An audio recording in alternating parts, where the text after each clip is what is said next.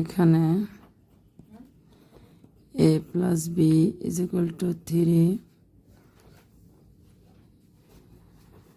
a square plus b square is equal to 1,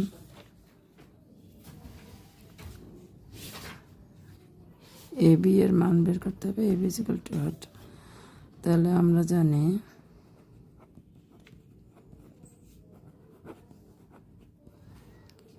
a square plus b square is equal a plus b whole square minus 2ab.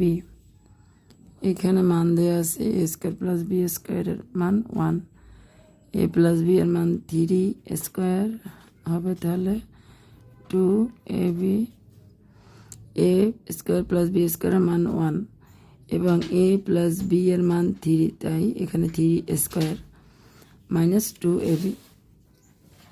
এখন minus 2ab বাম পাশে চলে আসলে হবে plus 2ab is equal two 3 square হচ্ছে গিয়ে 9 আর 1 ডান পাশে চলে এই যে মাইনাস 1।